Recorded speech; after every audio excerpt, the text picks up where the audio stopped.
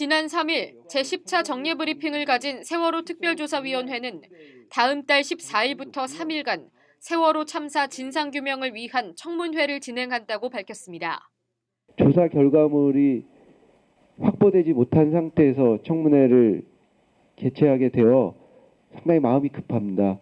그러니까 11월 한 달 동안 집중적으로 청문회 내용에 대해서도 준비를 해야 되고 특조위가 구성된 이래 처음으로 열리는 청문회입니다.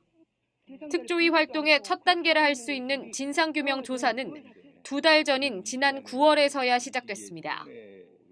내일이면 세월호 특별법이 제정된 지 1년이 되지만 특조위는 지금껏 주목할 만한 성과를 내지 못했습니다. 세월호 참사 유가족 측 변호사는 특조위가 제대로 조사 활동을 하기 어려운 환경이라고 지적합니다. 아예 지금 활동 자체를 어렵게 만든 여러 가지 제약 조건들 때문에 문제가 발생하고 있어요. 수사권이 있었으면 더 잘했을 텐데 라는 단계까지도 못 가고 애초에 조사 자체를 하는 데 있어서도 굉장히 어려움을 겪고 있는 그런 상황이 현재 상황이라고 보시면 될 것 같습니다. 지난해 11월 7일 여야 원내대표의 합의로 제정된 세월호 특별법은 올해 1월 1일부터 시행됐습니다.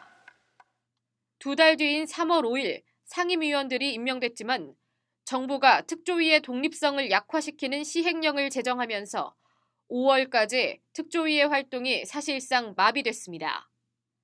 예산도 뒤늦게 배정됐습니다.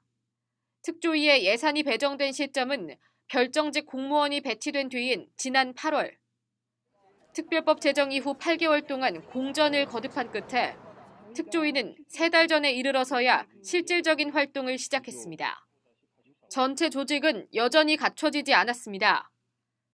9월 31일 현재 특조위 전체 인원은 74명. 시행령이 규정하는 초기 인원인 90명에도 미치지 못할 뿐 아니라 최종 정원 120명의 약 62%만으로 운영되고 있습니다.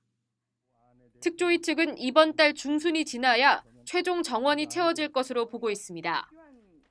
충원이 다 된다 해도 제대로 된 조사 작업을 진행하지 못할 가능성이 있습니다.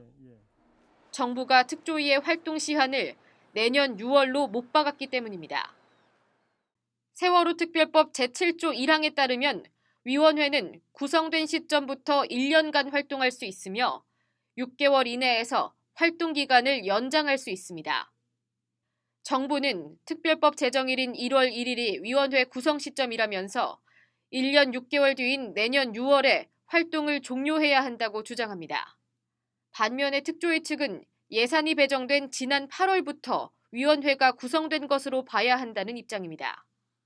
임명만 하면 1월 1일로 소급되기로 돼 있는데 소급된 1월 1일부터 상임위원이 있었으니 그러니 이제 그 조사 개시를 조사를 할 수 있었지 않겠냐, 이거는 아닌 거죠. 이 조사관들이 있어야 뭘 하는 거죠. 특별조사를 위원할 그 위원회의 준비가 된 거가 언제냐? 저희가 볼 때는 인원과 예산이 배정된 날이니까 8월부터라고 생각한다는 거죠. 그럼에도 불구하고 특조위 구성 시점이 특별법 제정일로 확정된다면 특조위는 내년 7월에 인양될 예정인 세월호 선체에는 손도 대지 못하게 됩니다. 기획재정부는 이미 특조위가 신청한 인양선체 조사 예산을 삭감했습니다. 지난 10월 국회 운영위원회에 출석한 안종범 대통령 비서실 경제수석 비서관은 특조위가 신청한 예산이 해수부의 인양선체 관리 예산과 중복되기 때문에 예산을 삭감했다고 밝혔습니다. 하지만 사실과 다르다는 지적이 제기됩니다. 미수습자 수습과 해양오염 방지가 목적인 해수부 예산안과 달리 특조위 예산안은 선체조사를 통한 진상규명 용도라는 설명입니다.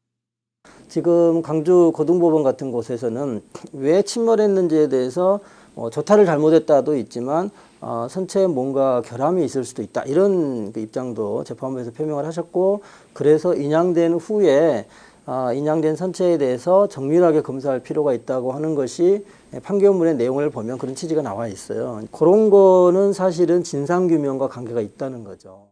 지난 4월 세월호 참사 당시 3등 항해사와 조타수에게 무죄를 선고한 재판부는 바닷속에 가라앉은 세월호 선체를 인양해 정밀 조사를 해야만 사고 원인이 밝혀질 수 있다고 지적했습니다. 세월호 선체가 참사의 마지막 증거가 될 수 있다는 겁니다. 유가족 측 변호인 역시 세월호 선체 조사 결과의 중요성을 강조합니다. 다른 과거에 만들어졌었던 여러 진상규명위원회들과 달리 청문회를 할 수 있는 권한이 부여되어 있고 그 청문회를 무제한으로 할 수 있습니다. 그리고 특검을 한 번도 아니고 2번을 요청할 수 있게 돼 있어요.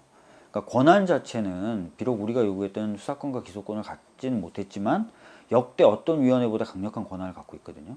어느 정도 활동을 할 수 있게 국민분들이 좀 도와주시면 생각했던 것 이상의 결과가 나올 수도 있다고 저는 보고 있어요. 정부가 특조위 활동에 대한 입장을 번복할 여지를 보이지 않고 있는 가운데 공은 국회로 넘어갔습니다. 활동 기한을 연장하는 내용을 담은 특별법 개정안의 통과 여부가 특조위의 운명을 가를 것으로 보입니다. 국민TV 뉴스 노지민입니다.